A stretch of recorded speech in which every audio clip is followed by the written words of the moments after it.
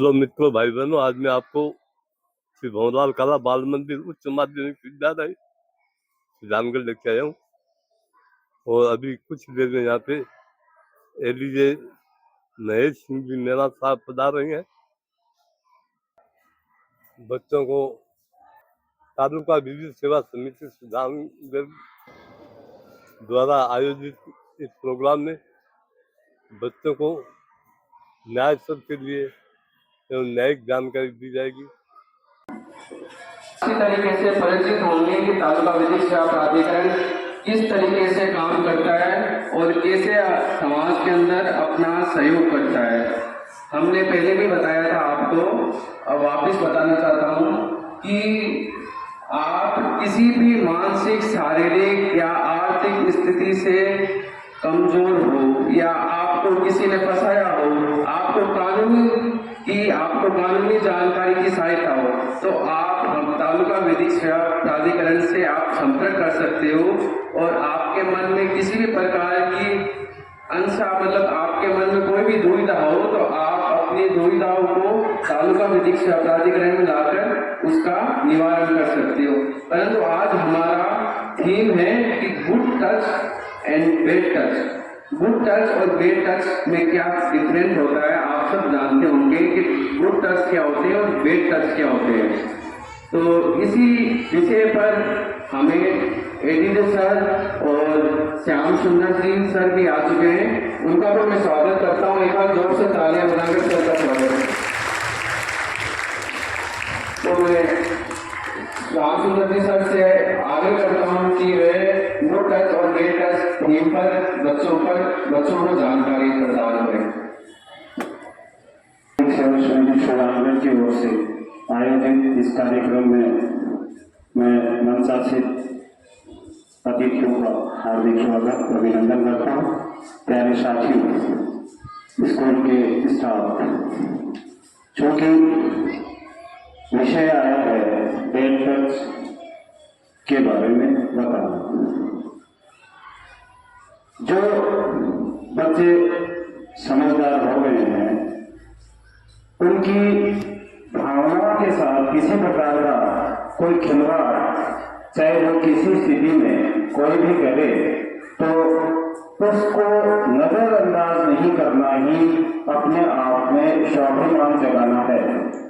आपको अगर कोई घूम कर देख रहा है, आप पैदल जा रहे हो और आपका कोई पीछा कर रहा है, तो आप उस पर थोड़ी सी नजर रखते हुए इस बात पर जरूर ध्यान देंगे कि ये क्यों कर रहा है।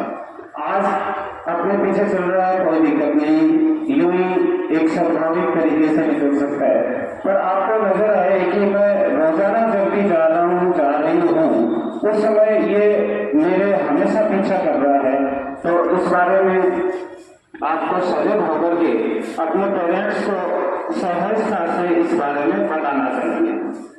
एक बहुत ही छोटी सी बात है, अपने सबके पास मोबाइल अब ईजी उपलब्ध हो गए और ये मोबाइल में जो सोशल साइटें हैं वो सब की सब विदेशी ताकतों से चलने वाली सोशल साइटें हो गई है।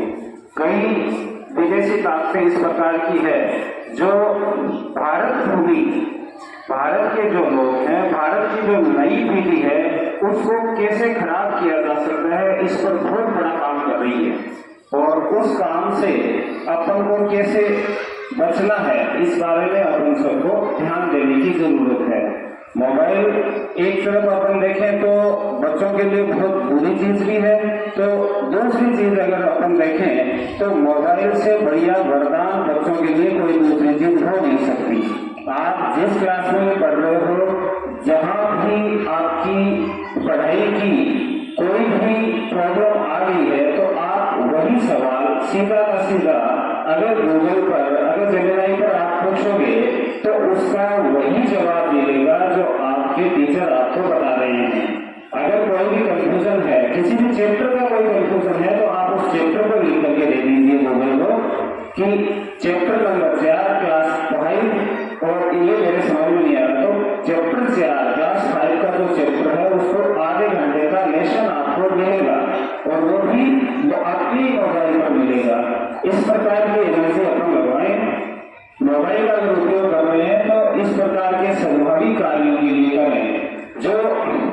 पूरी ताकतें लगी हुई है अब बच्चों के बचपन को खराब करने के लिए। जिस प्रकार के गेम आ गए हैं, इस प्रकार के उसमें रील आ गई है कि बच्चों का दिमाग अपने आप उसमें घुसता ही जाएगा, घुसता ही जाएगा और घुसता ही जाएगा और कोई अंत भी नहीं है उसका।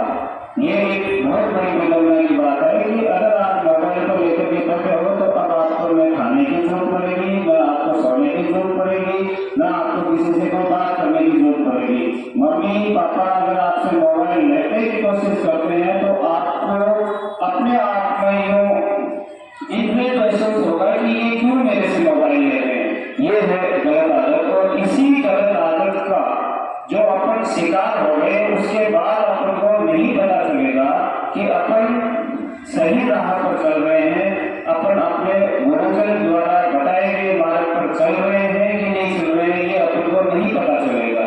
सही पता चलने के लिए गुरुजन द्वारा बताई गई बातों पर विशेष रूप से ध्यान रख करके और आप आगे बढ़ेंगे, क्योंकि आप इस भारत के भविष्य हो। कल आपको आपके कंधों पर इस भारत भूमि का वजन रहना है। आप एक अच्छे पद पर जा सकते हो, अच्छे पद पर कौन जाएगा? वही जाएगा जो यहाँ बैठे हैं। ये नहीं हो सकता कि 50 साल बाद मैं ऊपर अच्छे पद पर रहूंगा, बिल्कुल नहीं। 50 साल बाद हम रहें या नहीं रहें, पर आप जरूर से रहोगे और आप एक अच्छे आसीन पद पर भी रहोगे। उसके लिए जरूरी है कि आज आप मर्यादित जीवन जिए। आपको कहीं भी हो सकता है, स्कूल में भी अच्छा स्कूल है, परंतु अपन इस बात को सोचकर भी चलते हैं कि स्कूल में भी अगर आपको कोई टीचर, कोई स्टाफ, स्कूल के बाहर कोई टेम्पो में आपको सवारी कराने वाला व्यक्ति, कोई तांगे में ले जाने वाला व्यक्ति, कोई बैग में ले जाने वाला व्यक्ति अगर एक ही प्रकार की बार बार आपसे बात करे, अगर वो आपसे नजदीकियां बढ़ाने की कोशिश कर रहा है तो आप नजदीकियां बढ़ाइए, वहां कोई प्रॉब्लम नहीं है, पर उस नजदीकियों के बारे में आप अपने पेरेंट्स को, अपने स्टाफ को, इन सबको तुरंत जरूर से बताइएगा। नहीं तो आप अगर एक बार नहीं बता पाए तो जिंदगी में कभी नहीं बता पाएंगे। एक बार अगर आपने उसको सहन कर लिया तो फिर उस दलदल में आप घुसते चले जाएंगे। इसलिए जब भी आपको थोड़ा सा भी ये लगे कि ये मेरा पीछा 3 दिन से कर रहा है, तो चौथे दिन आपकी ये जिम्मेदारी बनती है कि आपके परिवार को, आप अपने गुरुजन को, अपने किसी भी अजीज मित्र को ये बात जरूर से शेयर करें। अंदर ही अपने आप में आप एक बहुत बड़े दलदल में फंसने की बात पर आ जाओगे। आपका ये जो जीवन है, अभी जिस जीवन में, जिस स्थिति में आप हो, उज्जवल भविष्य की हम कामना करते हैं और आप पढ़ाई के प्रति या जो भी आपको व्यवस्थाएं यहाँ पर मिली है उनका सहर्षता से उपयोग करें। अगर कंप्यूटर है तो उस कंप्यूटर के बारे में आप अच्छे से जानिएगा, मोबाइल है तो उसके मोबाइल के अच्छे परिणाम अपने जिंदगी में क्या हो सकते हैं उनको जानिए, उनको पहचानिए और अपने आप को आगे बढ़ाइए। किसी भी तरह की अगर कोई भी बात हो तो उसके लिए सरकार द्वारा भी इस प्रकार के हेल्पलाइन नंबर दिए हुए हैं जिन पर फोन करके भी आप अपनी शिकायत दर्ज करवा सकते हैं, क्योंकि इतनी लंबी चौड़ी बात नहीं हो सकती। इसलिए आप अपने गुरुजनों को, अपने अजीज मित्रों के साथ इस प्रकार की बात जरूर शेयर कीजिएगा। मन में इस प्रकार की कोई बात नहीं रखिएगा और निश्चित रूप से अगर आप ये बात किसी को भी बताते हैं तो वो बात बड़े ही अच्छे तरीके से गोपनीय भी रहेगी। किसी को उसके बारे में कोई नहीं बता सकता कि मेरे को उसने ये बात बताई, मैं उसकी ये मदद कर रहा हूँ, तो इस मदद को अखबार में निकाला जाए। नहीं निकालेंगे अखबार वाले इस प्रकार की कोई भी समाचार अखबार में, नहीं इस बात की किसी भी रूप में पब्लिसिटी हो सकती।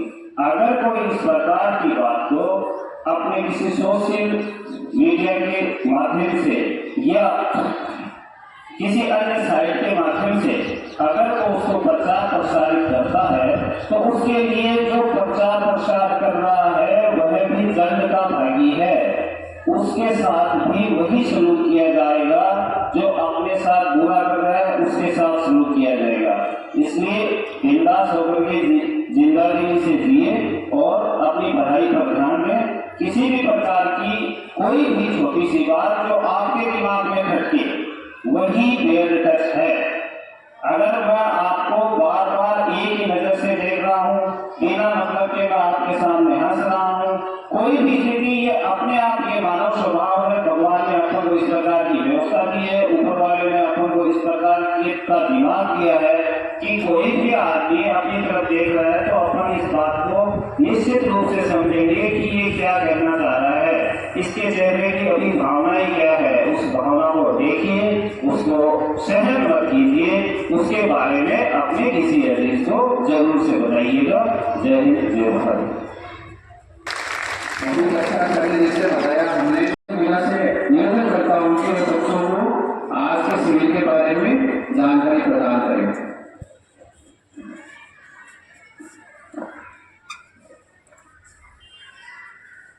आदरणीय प्रिंसिपल साहब, वाइस प्रिंसिपल साहब, कमिश्नर श्याम जी, इंजीनियर जी, उपस्थित सभी शिक्षकगण और प्यारे बच्चों, सबको नमस्कार।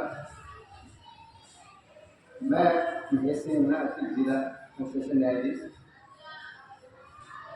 और तालुका विधिक सेवा समिति का अध्यक्ष। दो अलग अलग तरीके से ये काम करता है, एक न्यायालय के रूप में काम करता है, एक विधिक सेवा समिति के रूप में काम करता है।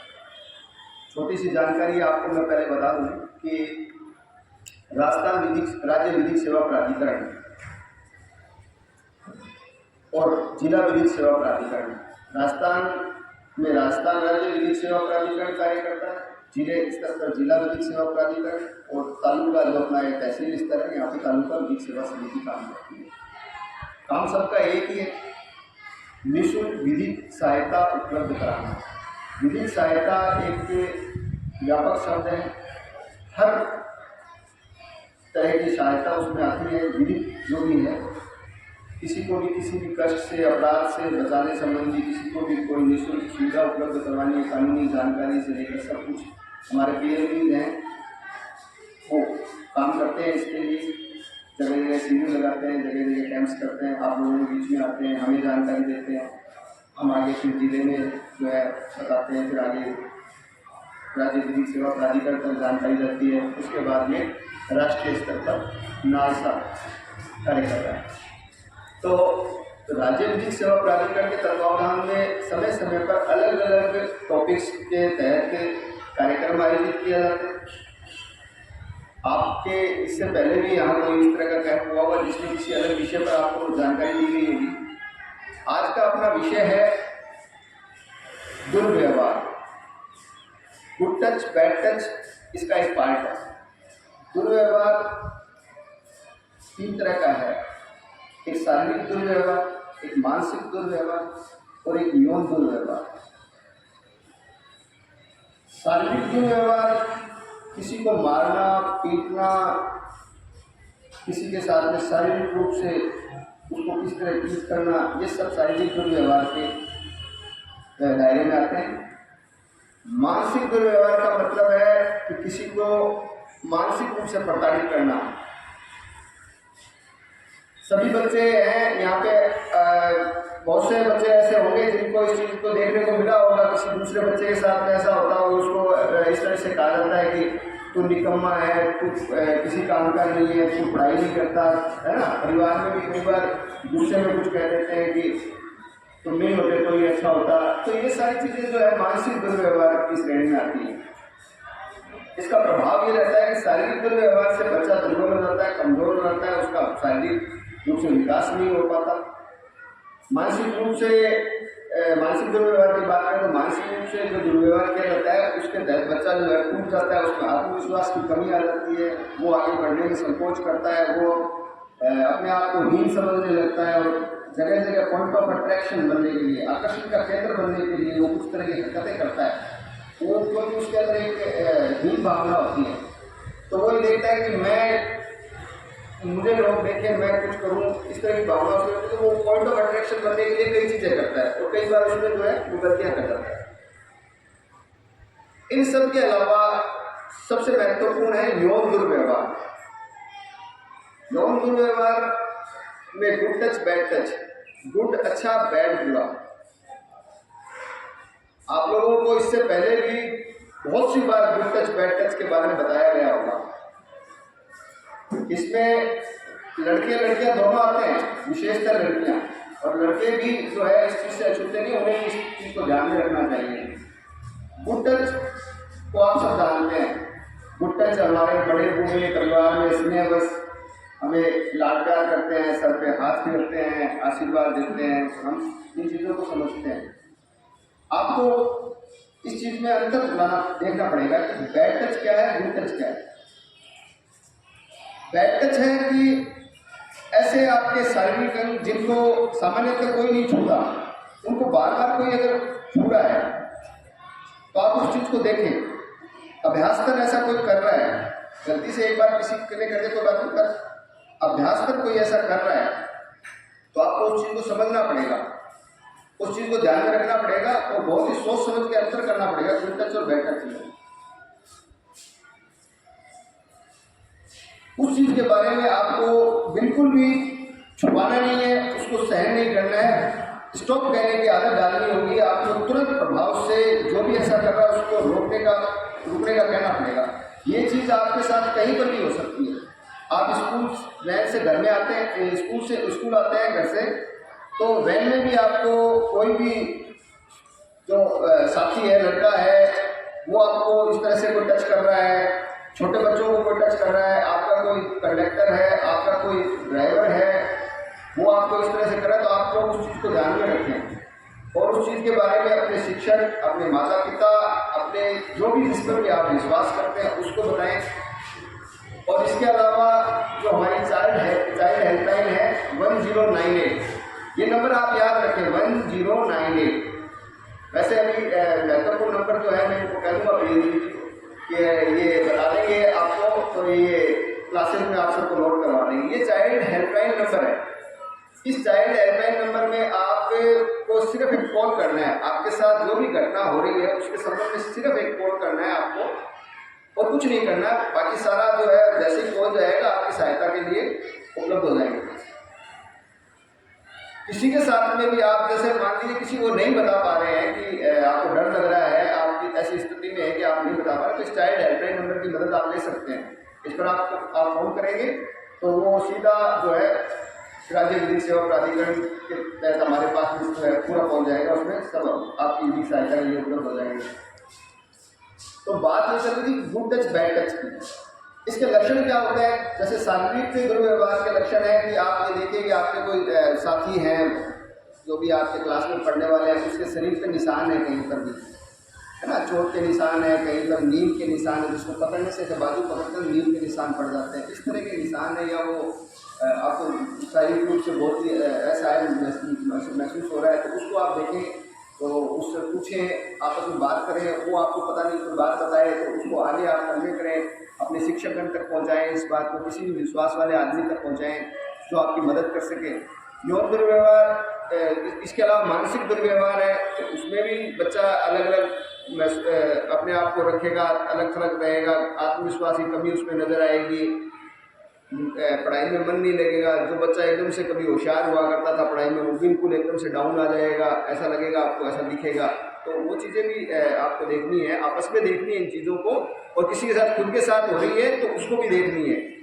आपको अपने को बचाना है, साथ में अपने साथियों को भी बचाना है, अपने भाई बहन, छोटे भाई बहन, परिवार, आस पड़ोस में जो भी हैं, जिसके भी साथ इस तरह का आपको लगता है, उस सब की आपको जो है सुरक्षित रखना है आपको।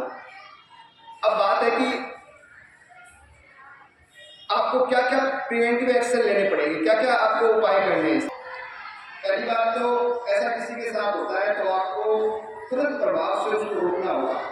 पहली बार में आपको अगर ऐसा लगे तो आप सहन ना करें उसको। सहन करने का मतलब है कि उसके हौसले बुलंद होंगे और आगे फिर से ऐसी हरकत होगी, आगे बड़ी हुई हरकत करेगा। इसलिए पहली बार में आप उसको रोकेंगे, नहीं रुकता है तो आप रोके साथ में आप उस चीज़ को अपने माता पिता, भाई बहन, बड़े भाई बहन हैं या शिक्षकगण हैं, या आपको जैसे चाइल्ड हेल्पलाइन नंबर बताए हैं, उनमें से किसी की भी सहायता लेनी है, उनको बताना है, इग्नोर नहीं करना है। दूसरा ये कि चीज़ों को नोट करना शुरू करें डायरी के अंदर। ये देखिए हमारे ये जो बातें बता रहा हूँ यौन दुर्व्यवहार वगैरह, इसके संबंध में बहुत से कानून बने हुए हैं, बच्चों के संबंध में बहुत कानून हैं। बालकों का यौन दुर्व्यवहार से सुरक्षण अधिनियम, पोक्सो अधिनियम जिसको बोलते हैं, बहुत ही बड़ा कानून है। उसमें बहुत गंभीर सजाएं, छोटे से दुर्व्यवहार के लिए भी 3 साल से 5 साल तक की सजा है। अगर कोई परिवार का व्यक्ति या शिक्षक इस तरह के करता है तो 5 से 7 साल की सजा है। और किसी के साथ में बहुत ही उसका शोषण हुआ है, यौन शोषण हुआ है, तो उसके लिए उम्र कैद, अंतिम सांस तक जेल तक की सजाएं हैं। ये कानून बने हुए हैं बच्चों के लिए, बहुत से मददगार कानून है जिनका आप सहारा ले सकते हैं। जो भी दोषी होगा उसको इस कानूनों के तहत दंडित किया जाएगा। आप लोगों को करना ये है कि आप लोगों के साथ जब कभी भी ऐसा हो तो उन चीज़ों को आप सुरक्षित रखें। मान लीजिए आपके साथ किसी ने छेड़छाड़ की है, कोई आपका कपड़ा फटा है, तो उस कपड़े को आपको रखना है। वो ये सारी चीज़ें एविडेंस के रूप में काम में आती हैं। इसी प्रकार दूसरी कोई भी एविडेंस है जो आपको ऐसा लगता है कि वो चीज़ बताने से उस पर पता चलेगा कि वास्तविकता क्या है, तो उस चीज़ को आपको सुरक्षित रखना है। चीज़ों को लिखना शुरू करें तारीख के साथ में, डायरी में नोट करें आपके साथ। ये कोई भी हो सकता है। देखिए ये समाज है, निरंतर जैसे जैसे समाज बढ़ रहा है, मीडिया आ रहा है, डिजिटल युग है, तो इसमें नैतिकता का भी कहीं न कहीं पतन हो रहा है। तो इसमें आपके साथ यौन दुर्व्यवहार करने वाले कोई भी हो सकते हैं। वो आपके पड़ोसी भी हो सकते हैं, वो आपके साथी भी हो सकते हैं, वो आपके परिवार के लोग भी हो सकते हैं।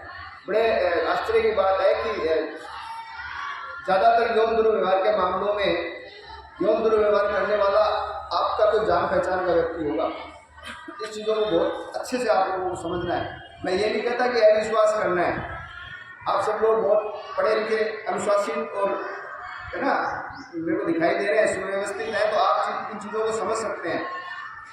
तो आप लोगों को इस चीज़ को समझना है, इस चीज़ को देखना है। अब मैंने जैसा बताया 3 तरह का यौन दुर्व्यवहार होता है। क्योंकि साहब ने बताया कि मोबाइल, तो एक डिजिटल अब्यूजमेंट भी आजकल चल रखा है। मोबाइल के द्वारा किसी के साथ दुर्व्यवहार करना, किसी को टीज करना, किसी की फोटो वायरल कर देना, व्हाट्सएप पे जो है डाल देना, उस जिससे भी वो अपमानित तो महसूस करे, उसकी है ना, अपने साथी में से किसी की ऐसी कोई एबनॉर्मल फोटो वायरल कर देना, उसको एडिटिंग कर देना, तो वो भी एक तरह का आजकल अब्यूजमेंट है। तो वो चीज़ें भी नहीं करनी है। डिजिटल युग है, आपको कंप्यूटर है, इसका बहुत ही अच्छे से इस्तेमाल करना है। एआई जो एक फीचर है, जेमिनी है, आपके एआई है, इसका चैट जीपीटी है, और भी बहुत से हैं, बहुत अच्छी चीज़ें हैं। आप उसमें एकदम बोलेंगे, कुछ भी बोलेंगे, वो आपको बता देगा। फिर वो आपको खुद सजेस्ट करेगा कि आपको अगर किसी विशेष चीज़ पर अगर चाहिए तो आप मुझे बताएं। फिर आप आगे से आगे उसमें बहुत अच्छे से अच्छे आप सब कुछ अपनी प्रॉब्लम सॉल्व कर सकते हैं, पर उसका आपको सही इस्तेमाल करना है। जैसे व्रत, उपवास और ये रोजे वगैरह रखते हैं ना, शरीर को संतुलित करने के लिए, हफ्ते में 1 दिन खाना नहीं खाते ताकि शरीर संतुलित रहे। वैसे ही मोबाइल, कंप्यूटर, इनका यूज भी इस तरह का हो गया कि ये अपने जीवन का हिस्सा बन गए। तो इनसे भी थोड़ा सा दूरी बनाने के लिए डिजिटल फास्टिंग का एक नया कंसेप्ट और आया है। डिजिटल फास्टिंग का मतलब है 1 दिन अपने आप को इन चीज़ों से दूर रखना, 1, 2 जो भी जितना भी कर सकता है। तो ये भी अपने को ध्यान में रखना पड़ेगा। तकनीक का साथ लेना, अपना विकास करना है, पर सुरक्षा के साथ में, सुरक्षित उपायों के साथ में, अच्छी बुरी चीज़ों को ध्यान में रखते हुए। आप लोग देश का भविष्य हैं। आप लोगों से बहुत उम्मीद है, आपके कस्बे को, आपके ज़िले को, आपके राज्य को, आपके देश को। आज आप देख रहे हैं कॉमनवेल्थ गेम में हमारे जितने भी खिलाड़ी गए हैं, उन्होंने कितना नाम रोशन किया है, 13 गोल्ड लेके आए हैं। वो भी आप जैसे ही हैं। कोई बॉक्सर है, बॉक्सिंग में, किसी में कोई पैरा एथलीट में अच्छे उन्होंने नाम कमाए हैं, कोई शिक्षा के क्षेत्र में भी चले गए, कोई अधिकारी बने हैं। तो आप जैसे ही हैं, वो आप ही हैं वो, और आप में से ही निकलेंगे।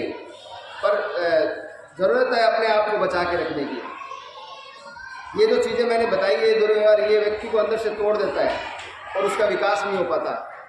तो आप लोग हमारी अमूल्य धरोहर हैं, इसलिए अपने आप को बचाइए। आप लोगों के साथ कुछ भी गलत होता है तो आप इसकी जानकारी देवें, छुपा के ना रखें।